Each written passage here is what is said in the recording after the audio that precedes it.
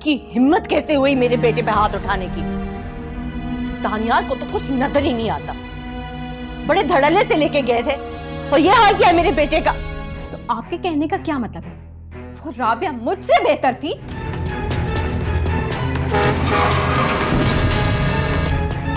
तुम्हारी संगदिली और बेरहमी उन्हें तुमसे बहुत दूर ले गई है बेटा। मुझे तो ये भी नहीं मालूम कि वो जिंदगी में अब तुम्हें माफ भी कर सकेंगे या नहीं।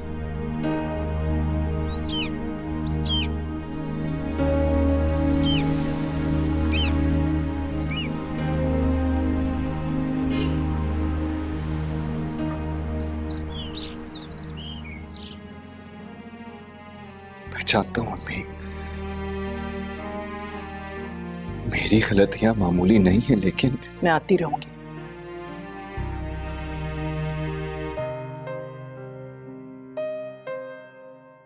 अच्छा ठीक है, मैं आपको छोड़ आता हूं। नहीं, फजल छोड़ देगा मुझे। क्या करोगे वहां जाकर? तुम्हें अंदर तुम्हें बुला नहीं सकूंगी। वो घर भी तो उस शख्स का है जिससे मैंने उसका सब कुछ छीन लिया। घर, रिश्ते, उसकी मोहब्बत। चलो तुम्हें याद तो है। सुलझ तो सकती है डोर, लेकिन किसे मैसर है इतनी फुर्सत? गुबार हो जाएगा ताल्लुक, शरार हो जाएगी मोहब्बत। करम न कोई सितम रहेंगे, न तुम रहोगे न हम रहेंगे। ये जिंदगी जब तक रहेगी कसक रहेगी, कसक रहेगी।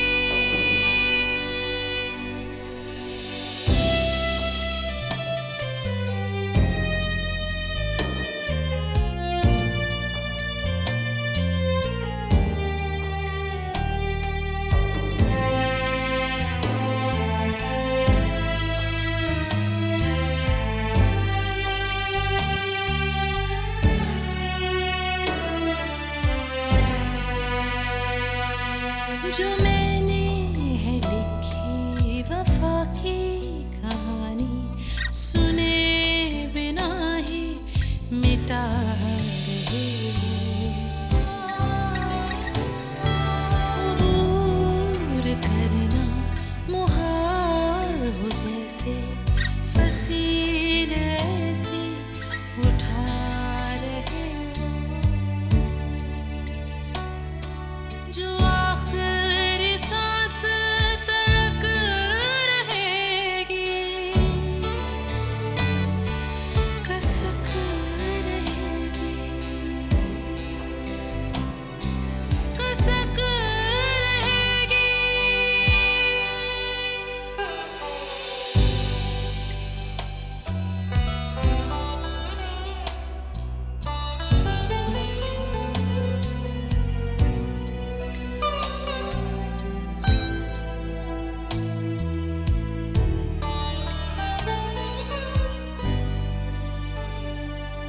तुम्हारी ख्वाहिश, तुम्हारी दुनिया, अपनी दुनिया बदल के देखो। हिसार रिश्तों का जिंदगी है, हिसार से तुम निकल के देखो।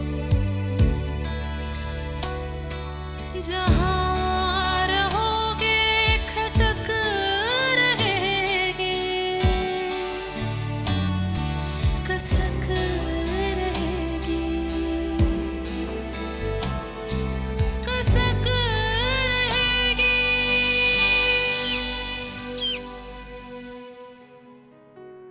और जब मैंने उससे कहा कि मैं उसे छोड़कर उन लोगों के पास जा रही हूँ जो माँ बाप से भी ज्यादा बढ़कर मुझे अहमियत देते हैं, तो वो साकित रह गया। उसके चेहरे पर बेयकीनी फैल गई।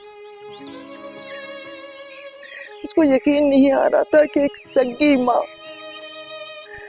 अपनी औलाद को छोड़कर दूसरों के पास कैसे जा सकती है।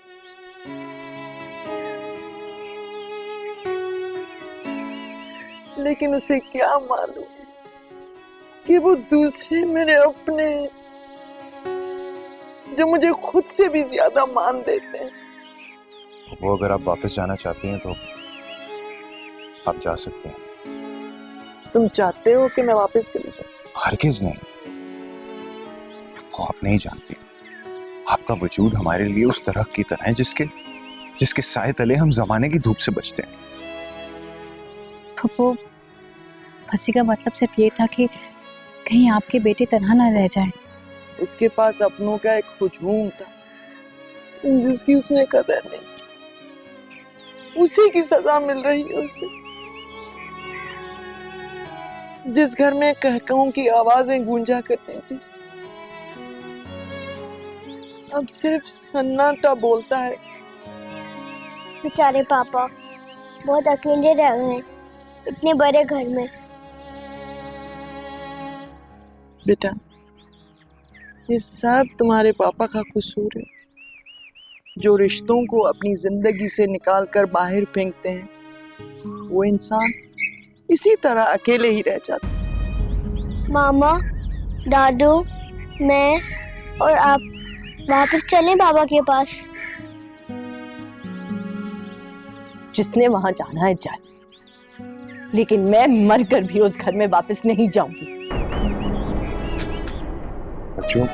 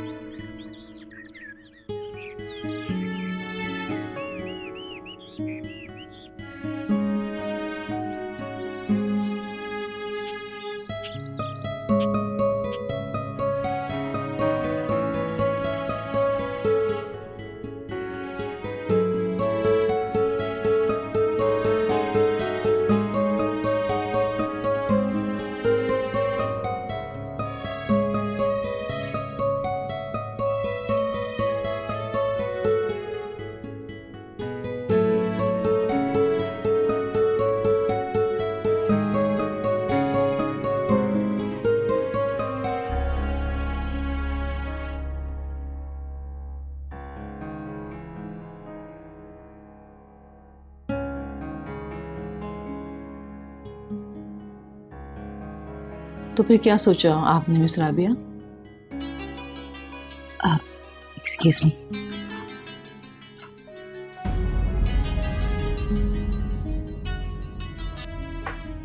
सॉरी मैम, मुझे लगा कि घर से कोई इम्पोर्टेंट कॉल आई है।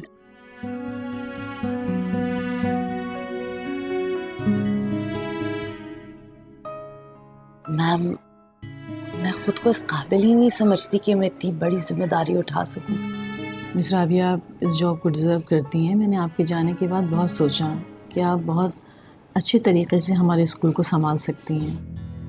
थैंक यू मैम, मुझे इतनी रिस्पेक्ट देने की। देखिए मिस राबिया, आप ज़हीन हैं और इस सीट के लिए लायक भी हैं, और आप बच्चों को हैंडल करना भी जानती हैं, और मुझे लगता है आप ठीक से मैनेज कर पाएंगी। Thank you ma'am once again, मुझ पे इतना ट्रस्ट करने के लिए। अभी कुछ ही देर में पूरे स्टाफ की एक मीटिंग कॉल कर रही हूँ, जिसमें आपके ओहदे के बारे में सबको मालूम हो जाएगा। मैम, मुझसे कई सीनियर टीचर्स यहाँ मौजूद हैं, कहीं उन्हें बुरा ना लग जाए। ये मेरा स्कूल है और उसमें फ़ैसला करने का मुझे पूरा इख्तियार है, और मैंने बहुत सोच समझ के आपका इंतखाब किया है। आपके ओहदे में तब्दीली के बाद आपकी तनख्वाह और दूसरे मरात में भी इजाफा कर दिया जाएगा। सबसे ज़्यादा अहम मेरे लिए वो इज्जत है जो आप मुझे दे रही हैं। कल रिजल्ट के बाद इसका मैं बाकायदा ऐलान करूँगी सब बच्चों और पेरेंट्स के साथ। बस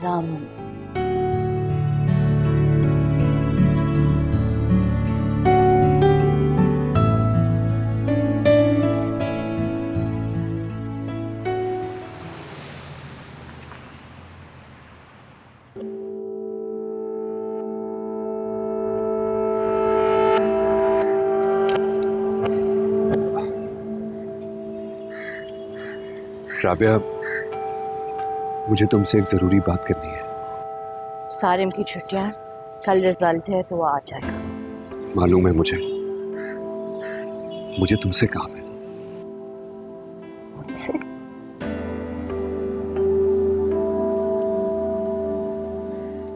मुझसे क्या काम हो सकता है आपको? हम कहीं बैठकर इत्मीनान से बात कर लें। हाँ? नहीं, ये मैं जरूरी नहीं समझती हूँ। राबिया प्लीज रुको। राबिया, तुम्हें तुम्हारी उस मोहब्बत का वास्ता जो तुम्हें पहले कभी थी। उस मोहब्बत को तो मैं कई अरसे पहले कहीं दफना चुकी हूँ। चलो मोहब्बत ना सही, एक ताल्लुक तो बाकी है ना जो अभी तक खत्म नहीं हुआ। ताल्लुक? हैरत है, आपको आज ताल्लुक भी याद आ गया। याद करने ना करने से क्या होता है? इस बात को तो कोई भी नहीं झुठला सकता कि हम दोनों मियाँ बीवी हैं। मियाँ बीवी? आज तो बहुत हैरान कुन बातें कर रहे हो। जो ताल्लुक आपने कभी एक्सेप्ट ही नहीं किया, वो आज आपको कैसे याद आ गया? बताऊंगा, सब बताऊंगा। बस प्लीज एक बार मेरे साथ चलो और मेरी बात सुन लो प्लीज। मेरे पास कहने सुनने के लिए कुछ नहीं रहा दानियाल। राबिया, तुम्हें सारिम का वास्ता,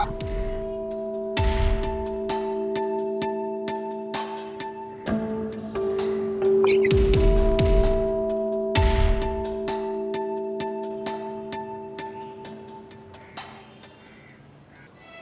प्लीज चलो।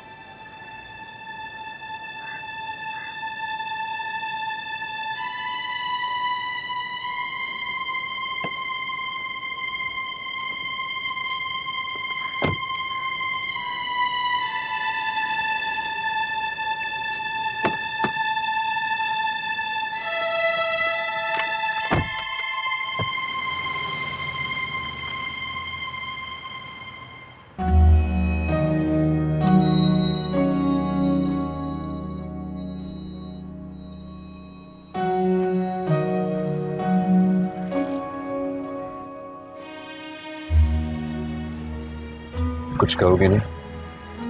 मेरे पास कुछ बोलने को नहीं।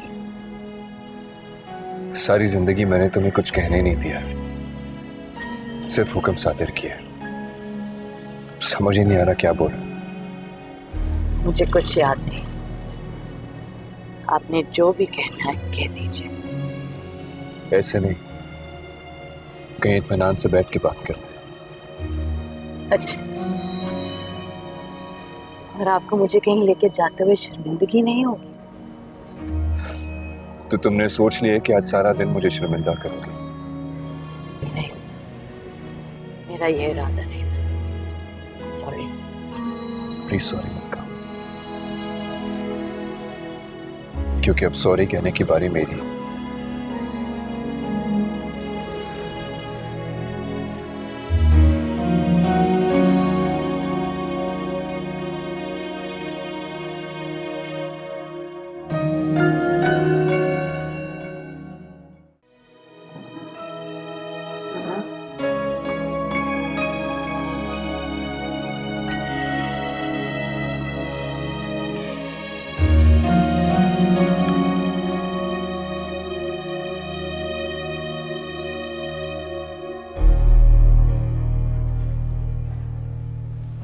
क्या ये? क्यों लाया मुझे यहाँ? पहले कुछ ऑर्डर कर लेते हैं। मैं लंच सारिम और फप्पू और वजीहा के साथ करती हूँ। जब तक मैं घर नहीं जाऊंगी वो सब मेरे इंतजार कर रहे होंगे। डिनर पे तो फसी भी होता होगा साथ। हमारी खाने की मेज बहुत तवीलो अरीज तो नहीं है, लेकिन हम सब इकट्ठे बैठ के खाना खाते हैं। मुझे एहसास हो गया राबिया, एक कीमती मेज पर खूबसूरत क्रॉकरी में खाना खाने से ज्यादा लुत्फ उस सादा से दस्तरखान पे आता है जहां पे सारे मिलके खाना खाएं, अपने प्यारे रिश्तों के साथ। अच्छा, बहुत जल्दी पता चल गया आपको? आपकी शख्सियत का हुस्न वैसा ही है, आपका कारोबार वैसा ही है, आपकी उम्र कुछ नहीं घटा,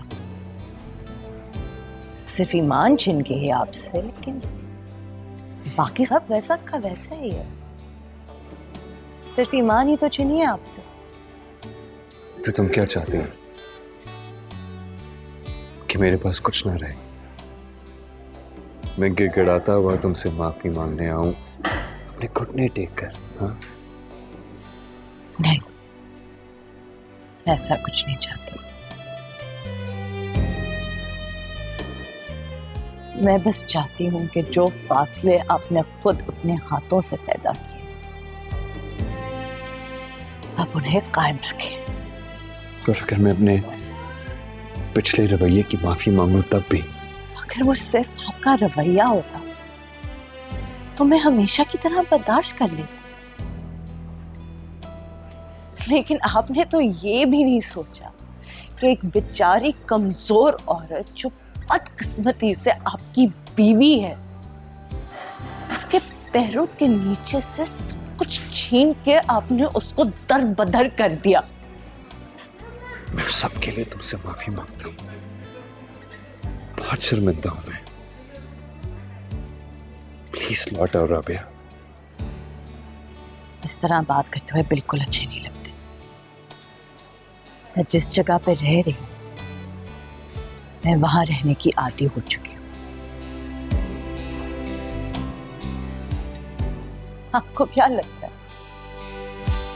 कि मेरे लिए गाड़ी के दरवाजे खोलकर, कुर्सियां पीछे करके, हाथ थाम के मीठी मीठी बातें करके मेरा मकाम बदल गया, वो भी ईमान के जाने से? नहीं राबिया, तुम्हारे जाते ही मुझे एहसास हो गया था कि ईमान को अपना के मैंने बहुत बड़ी गलती की है।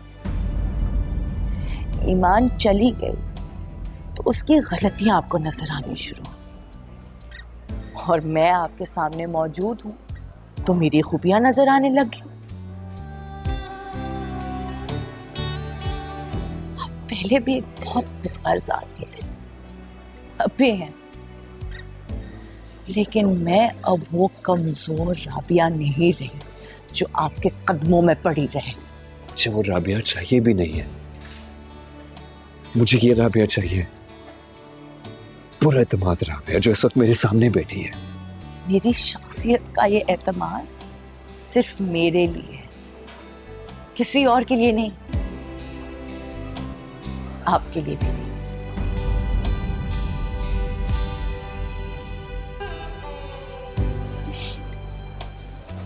मुझे लगता है मुझे चलना चाहिए। राबिया प्लीज, अभी मेरी बात खत्म नहीं हुई है। कि मेरी बात खत्म हो चुकी।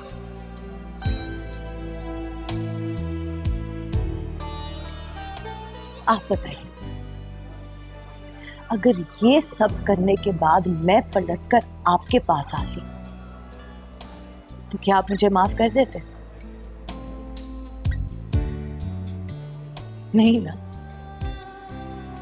तो फिर आप मर्द क्यों एक्सपेक्ट करते हैं कि हर बार औरत आपकी सारी गलतियां माफ कर देगी? खुदा की कसम, अगर आपने सिर्फ दूसरी शादी की होती, मैं उफ तक ना करती। ये हक तो आपको खुदा ने भी दिया, लेकिन उसके लिए जो कुछ भी आपने किया,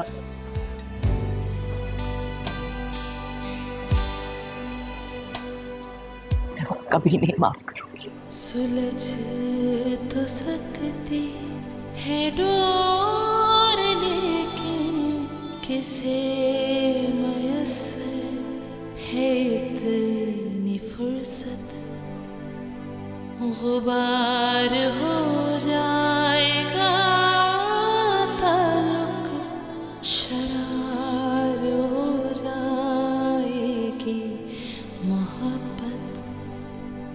करम न कोई सितम रहेंगे, न तुम रहोगे न हम रहेंगे। ये जिंदगी जब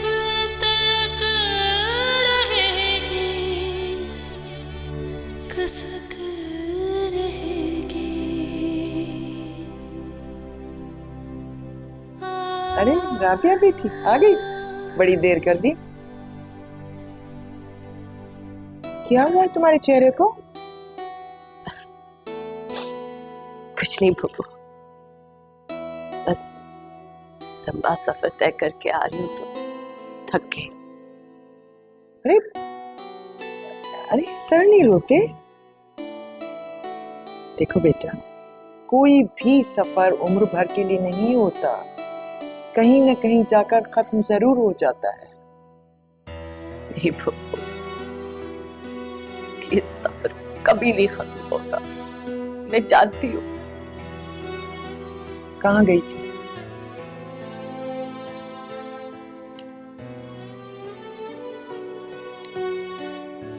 दानियाल स्कूल आए थे,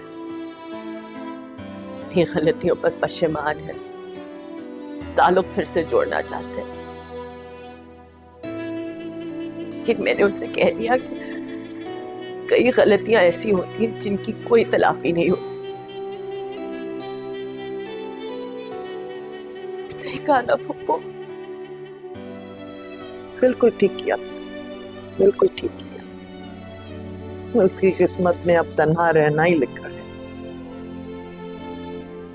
उसको उसकी गलतियों की सजा जरूर मिलनी चाहिए। बस अब वो यूं ही दर बदर भटकता रहेगा।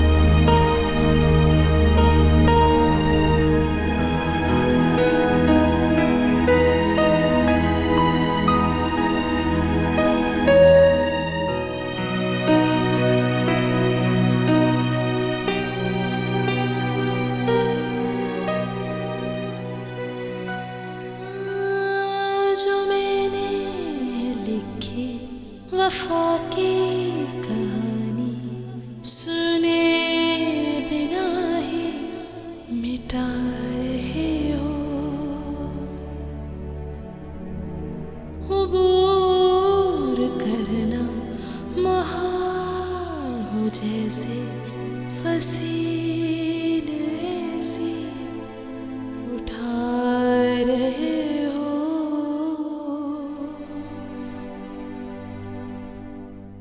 जो आखिरी सांस तक रहेंगे खसक रहेंगे।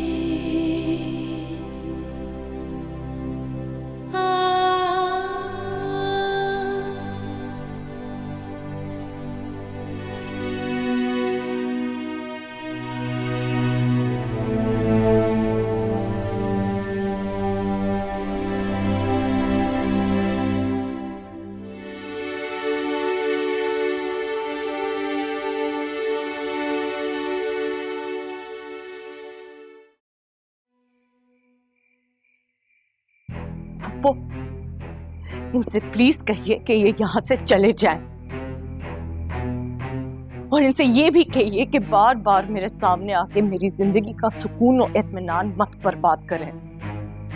प्लीज आप इसे समझाएं। आप सारे घर वापस लौट चले। कौन से घर बेटा, जहां सिर्फ तुम्हारा सिक्का चलता है, जहां जब तुम्हारा दिल करता है किसी को भी अपने घर से निकाल देते हो, अपनी जिंदगी से निकाल देते हो, जहां जब चाहते हो किसी से भी कुछ भी छीन लेते हो, उसका सुन लिया आपने? और इस सब के बाद भी अगर आपको लगता है कि हम में से कोई भी आपके साथ जाएगा, तो ये आपकी बहुत बड़ी खुशफहमी है।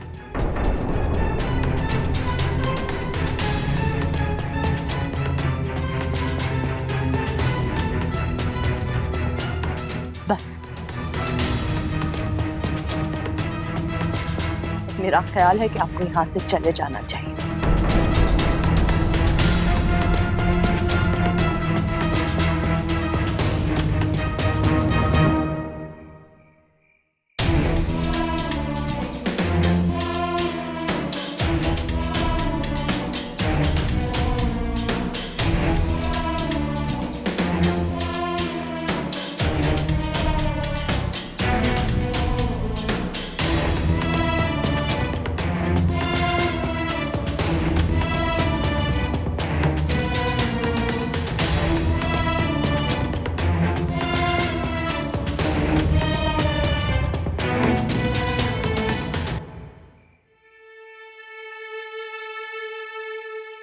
जो रिश्तों को ठुकरा देते हैं उन्हें वक्त ठुकरा देता है।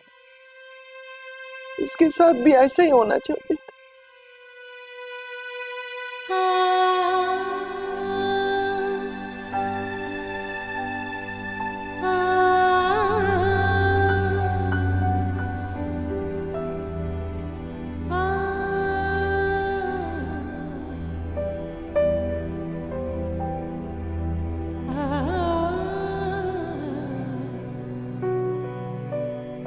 आपको क्या लगता है कि मेरे लिए गाड़ी के दरवाजे खोलकर, कुर्सियां पीछे करके, हाथ थाम के मीठी मीठी बातें करके मेरा मकाम बदल गया? वो भी ईमान के जाने से। ईमान चली गई तो उसकी गलतियां आपको नजर आनी शुरू हुई, और मैं आपके सामने मौजूद हूं तो मेरी खूबियां नजर आने लगी। लेकिन मैं अब वो कमजोर राबिया नहीं रही।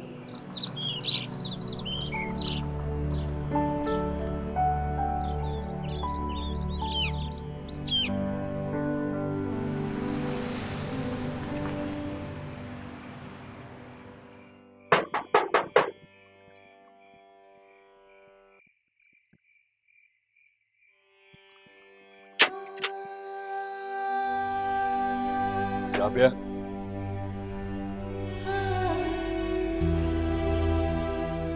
आप बार बार मेरे सामने क्यों आते हैं? मैं आपको जवाब दे चुकी हूं। प्लीज राबिया से मत कहो, मैं तुम्हारे बगैर बहुत तन्हा हो गया हूं। तो क्या फर्क पड़ता है? अभी भी आपके पास सब कुछ है। जाके कोई लड़की ढूंढ लीजिए ना, जो आपके मेयार और पसंद के मुताबिक हो। फिर आप तन्हा नहीं रहेंगे। नहीं राबिया, अब कोई नहीं, मुझे सिर्फ तुम्हारा साथ चाहिए। प्लीज मान जाओ। आपको पहले भी कह चुकी हूं, अब मेरी जिंदगी में आपके लिए कोई गुंजाइश नहीं रही। राबिया,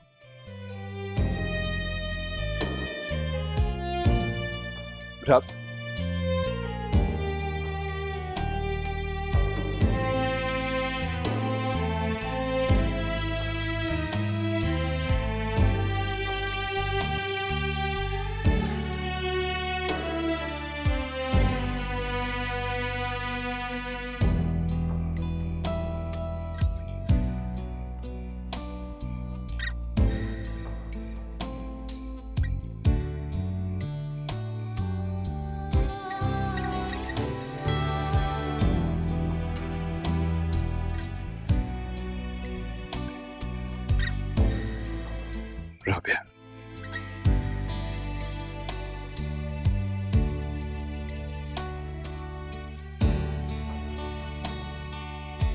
राबिया, कसक रहेगी।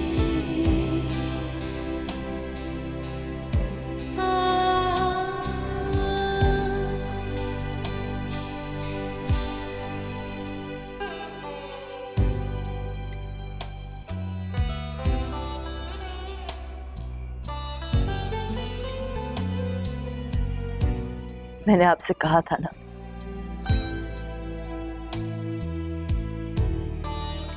मैं आपके साथ नहीं जा सकती। मैं तुम्हें ले जाने के लिए नहीं आया।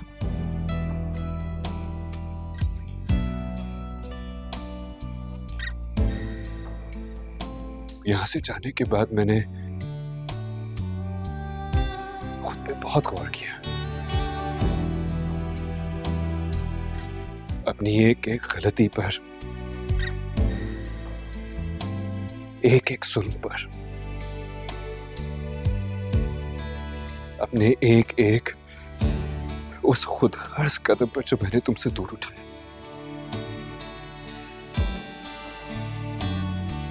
मैं तो इस काबिल भी नहीं हूं कि मैं तुमसे ये कहूं कि मेरे साथ चलो। मैं तो इस काबिल भी नहीं हूं कि तुमसे माफी तक मांगू।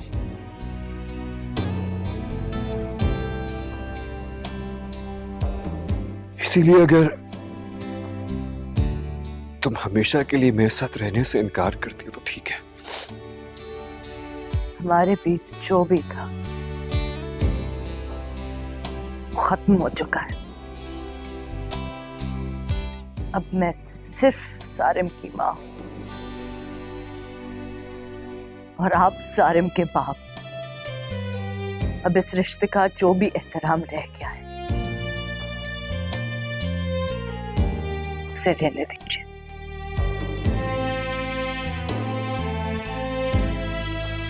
यही सोच कर आया था कि इस रिश्ते के दायरे तक ही रहूंगा, क्योंकि इस रिश्ते के अलावा मेरे पास बाकी कुछ बचा ही नहीं है। राबिया, सोचा शायद तुम इसी रिश्ते के नाते मुझे माफ कर दो। वो माफी नहीं जिससे मेरा बोझ हल्का हो, बल्कि वो माफी जो कि मेरे कंधों का बोझ बन जाए और सारी जिंदगी मुझे तुम्हारे सामने शर्मिंदा करती रहे। वो माफी। प्लीज मुझे माफ कर दो राबिया। माफ कर दो। माफ करने से क्या मुझे वो सारे दिन और सारी रातें वापस मिलेंगी जो मैंने जिल्लत की आग में जलते हुए गुजारी है? दुख तो सभी माफ कर सकती हूँ दानियाल, लेकिन मैं वो जिल्लत नहीं भूल सकती।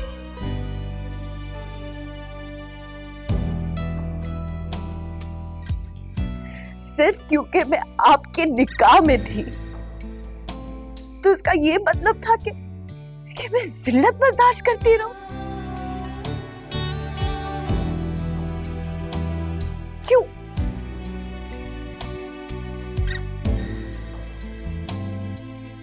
मैंने कहा ना, सब खत्म हो चुका है।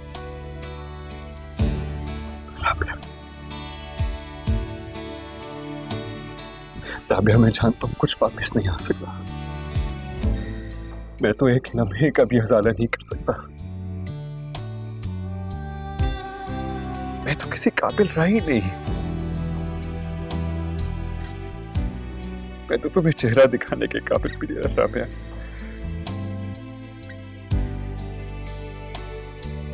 लेकिन मैं फिर भी तुमसे माफी मांगूंगा। आज माफ नहीं करोगी, मैं बार बार आऊंगा तुमसे माफी मांगने के लिए। चाहे इस तरह मेरी सारी जिंदगी गुजर जाए, लेकिन मैं तुमसे माफी मांगता रहूंगा, मांगता रहूंगा।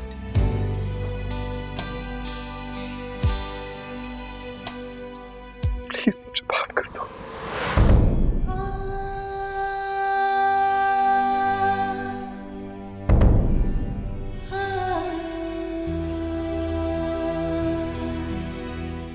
कोई अपना हाथ ऐसे मुझसे मत खींचो। मुझे तुम्हारे सहारे की जरूरत है, सुलझ तो सकती बिल्कुल वैसे जैसे एक अंधे भिखारी को सड़क पार करने के लिए सहारे की जरूरत होती है राबिया। मैं जिंदगी की सड़क तुम्हारे सहारे के बगैर पार नहीं कर पाऊंगा, नहीं कर पाऊंगा। शरार हो जाएगी मोहब्बत, करम न कोई सितम रहेंगे, न तुम रहोगे न हम रहेंगे, ये जिंदगी जब तक रहे। मुझे एक वादा चाहिए दानियाल। कसक रहेगी, कसक रहेगी।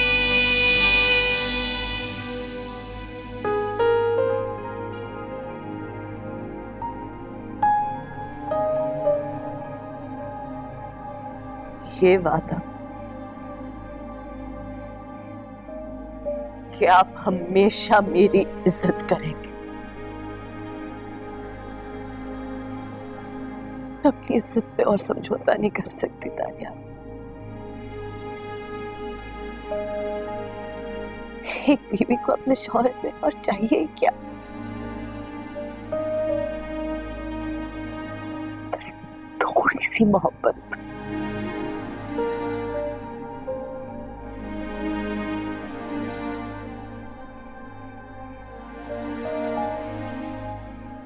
मैं वादा करता हूं तुमसे, तुम्हारी इज्जत, तुम्हारा एहतराम, तुम्हारा मकाम मेरे लिए सबसे अहम होगा, बिल्कुल वैसे ही जैसे एक बीवी को होना चाहिए, एक इंसान को होना चाहिए। मैं वादा करता हूं तुमसे।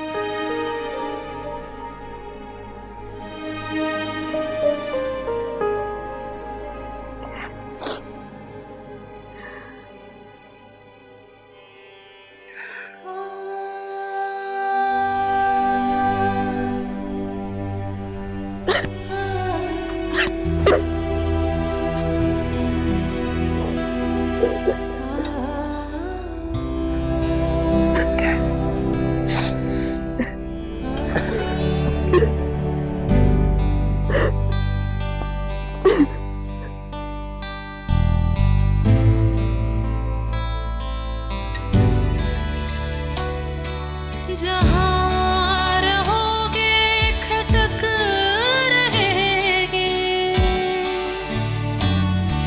कसक रहेगी।